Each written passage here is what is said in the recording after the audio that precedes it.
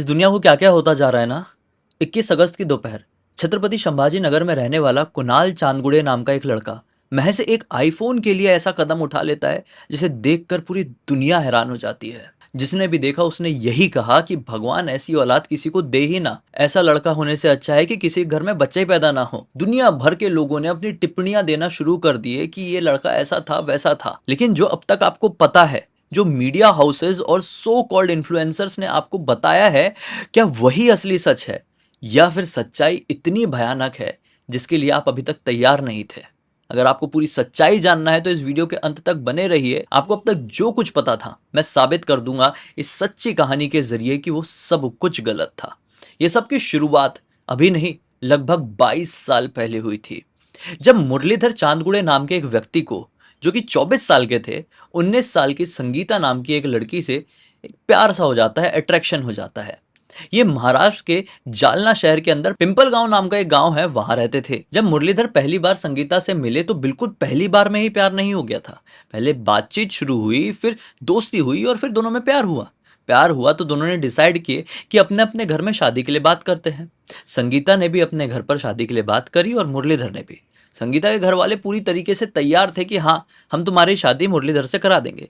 लेकिन मुरलीधर के घर वाले बिल्कुल रेडी नहीं हुए, क्योंकि मुरलीधर के घर वालों ने पहले से ही मुरलीधर के लिए एक दूसरी लड़की देख कर रखे थे, जो कि उनके एक्चुअल होम टाउन एकदम गांव में रहा करती थी। मुरलीधर उस लड़के से शादी नहीं करना चाहते थे, किसी भी कंडीशन में मुरलीधर संगीता से ही शादी करना चाहते थे। अब मुरलीधर के घर वालों ने उनसे ये कह दिए कि अगर भाई तुमने हमारी बताई हुई शादी नहीं की तो तुम्हारा हमारा रिश्ता खत्म। मुरलीधर ने यह बात अपने दिल में बैठा लिए और डिसाइड किए कि मैं संगीता को लेकर दूर कहीं चला जाऊंगा। वो संगीता को लेकर छत्रपति संभाजी नगर पहुंच गए। वहां पर जाकर वो दोनों ने शादी कर ली। जब इस बात की खबर गांव में, जालना के अंदर जो गांव था, मुरलीधर के परिवार वालों को पता चली तो बहुत ज्यादा गुस्सा हुए। यहां तक कि मुरलीधर की बहन थी शोभा, उन्होंने ये तक कह दी थी कि मेरा भाई अब इस दुनिया से चला भी जाएगा ना, उसका आखिरी वक्त भी होगा, तब भी मैं उसका मरा मुंह भी देखने के लिए नहीं जाऊंगी। पिता और भाई ने भी पूरी तरह से मुरलीधर से संबंध तोड़ दिए और बातचीत करना भी बंद कर दिए। यहाँ पर मुरलीधर और संगीता अपना नया जीवन शुरू करने लगे। मुरलीधर को एक नौकरी भी मिल गई, एक डिसेंट सी जॉब, और सब कुछ अच्छा समझ में आ रहा था। लेकिन एक गड़बड़ हो गई। ये दोनों को संतान नहीं हो रही थी। काफी कोशिश किए, काफी डॉक्टर्स को दिखाए, लेकिन इलाज नहीं मिला। फिर इन लोगों ने डिसाइड किया कि हम 4 धाम की यात्रा करेंगे, कई मन्नतें करेंगे, फिर तो भगवान हमारी झोली भर देंगे। इन्होंने यही किया, कहां कहां नहीं गए, क्या क्या मानताएं नहीं करे। और शादी के लगभग 3 साल बाद कपिल नाम के एक लड़के का जन्म होता है। जी हाँ, कपिल के साथ अब ये लोग फील कर रहे थे कि हमारा परिवार पूरी तरीके से कंप्लीट हो गया है, किसी तरह का कोई गम नहीं है। कपिल थोड़ा बड़ा हुआ और फिर कुणाल नाम के एक लड़के का जन्म होता है। अब तो सब कुछ ही बढ़िया हो गया था। लेकिन कुछ सालों बाद जब कपिल की उम्र 10 साल की होती है, तब इनकी जिंदगी में एक बहुत भयानक मोड़ आता है। इनको पता चलता है कि कपिल यानी इनके बड़े बेटे को कुछ बीमारी है, कुछ खतरनाक बीमारी है। उसका काफी इलाज होता है, लेकिन एंड में कपिल इस दुनिया को छोड़कर चला जाता है। जब वो इस दुनिया को छोड़कर जाता है तो मुरलीधर और संगीता में बहुत मनमुटाव होने लगता है। कारण ये था कि संगीता हमेशा कहती रहती थी मुरलीधर से कि आपने ठीक से ध्यान नहीं रखे, तो मुरलीधर कहते रहते थे संगीता से कि उसकी मृत्यु का कारण तुम ही हो। लेकिन यहाँ पर कुणाल भी था, इनका छोटा बेटा। जब कभी भी इनके बीच में बहस होती थी तो कुणाल बीच में आ जाता था।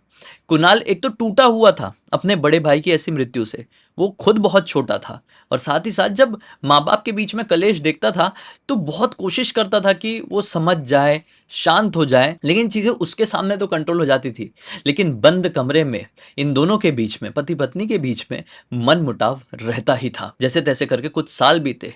अब मुरलीधर का काम छत्रपति संभाजी नगर से बाहर भी थोड़ा फैलने लगा, तो मुरलीधर अब काम के चक्कर में शहर से बाहर ही रहते थे। घर बहुत कम आया करते थे, आते भी थे तो वापस से अपनी पत्नी के साथ थोड़ा मनमुटाव, थोड़ा बहस बनाए ही रखते थे। और यहाँ पे किसी एक की गलती नहीं थी, यहाँ पे गलती थी हालातों की।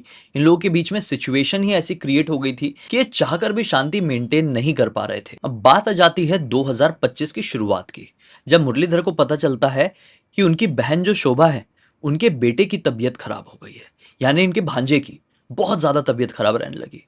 और मुरलीधर से रहा नहीं गया, क्योंकि कुछ ही साल पहले उन्होंने अपने बेटे को खोए थे और वो नहीं चाहते थे कि वो चीज़ों को हैंडल कर सकते हैं और वो अपने जवान भांजे को भी खो दे।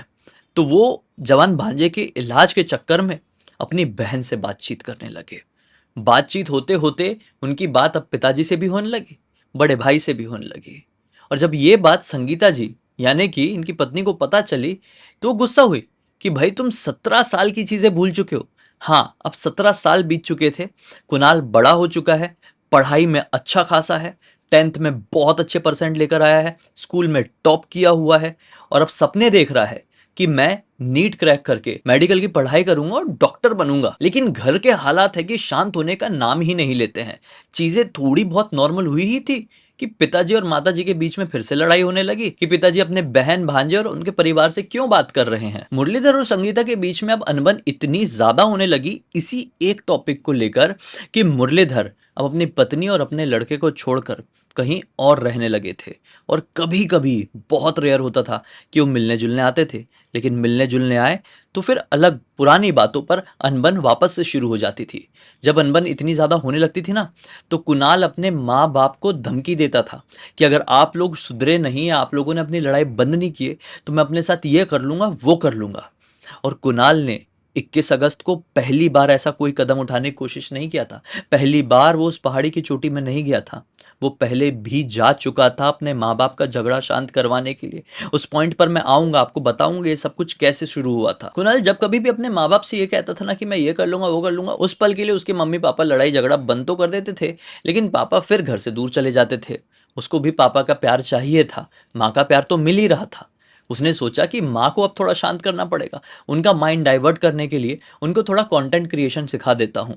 उनका मन बहुत खाली खाली रहता है, इसलिए कई बार झगड़े होने लगते हैं। तो उसने अपने माँ को रील्स के बारे में बताया, ये बताया कि आप मिनी ब्लॉग बना सकती हो। अब माँ ने मिनी ब्लॉग्स बनाना शुरू करे इंस्टाग्राम में और अपनी रोज़मर्रा की ज़िंदगी को शेयर करती रहती और आए दिन ये भी बताती रहती कि उनके परिवार में कैसा कलेश होते रहता है, कैसी परेशानियों का वो सामना कर रही हैं। कई बार कई वीडियोस में ये भी देखने को मिला था कि माँ के पास भी आईफोन था और कुणाल के पास भी आईफोन था काफ़ी पहले से। तो यहाँ पर समझ में आता है ये मुद्दा कहीं से भी आईफोन का था ही नहीं। ये प्रूफ भी होगा, आगे मैं आपको बताऊंगा कैसे। अब बात आ गई सन 2026 की, जब मुरलीधर के बहन के बेटे की ज़्यादा तबीयत खराब हो जाने से मृत्यु हो जाती है।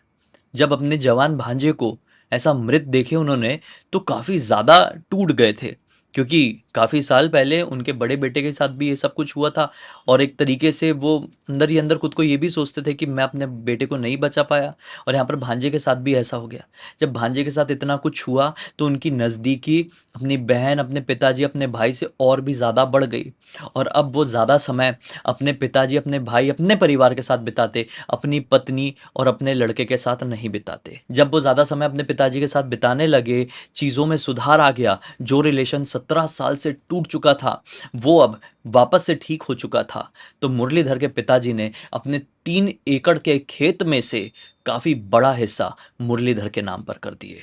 जब ये बात की खबर मुरलीधर की पत्नी यानी कि संगीता को मिली, तो संगीता इस बात को लेकर बड़ी परेशान हो गई कि यहाँ पर मैं अपने परिवार को पालने में लगी हुई हूँ, पूरा जीवन झोंक दी हूँ अपने लड़के को संभालने में, अपने बड़े लड़के के गम में।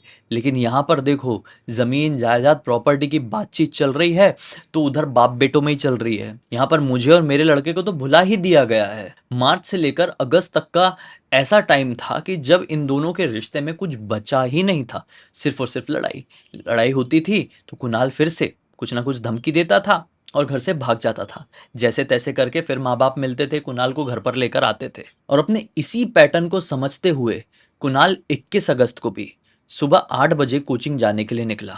लेकिन 9:30 बजे माँ के पास, संगीता के पास फ़ोन आता है कोचिंग क्लासेस से ही कि कुणाल कोचिंग नहीं पहुंचा है।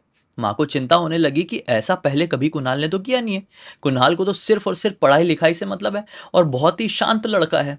वो चिंता में ही थी कि 10 बजे करीब कुणाल के बेस्ट फ्रेंड का फ़ोन संगीता को, माँ को आता है और बेस्ट फ्रेंड बताता है कि आंटी, कुणाल का मुझे मैसेज आया, वो बहुत परेशान लग रहा था और कह रहा था कि मैं तिलगांव की पहाड़ी की तरफ जा रहा हूँ। तो ये सुनकर माँ काफ़ी ज़्यादा घबरा गई, क्योंकि इस पहाड़ी की तरफ ठीक 1 साल पहले भी कुणाल आया था, क्योंकि वो बहुत ज़्यादा टेंशन में था, लड़ाई झगड़ा हमारा शांत करवाने के लिए। तो वो अफरा तफरी में अपने पति मुरलीधर को फ़ोन करती है और बताती है कि कुणाल इधर इधर वापस से चले गया है, तो मैं पहले पहुंच रही हूँ, आप पीछे से जल्दी से आइए। और फटाक से समय रहते हुए ही माँ यानी कि संगीता तिलगांव की पहाड़ी की तरफ पहुंच जाती है।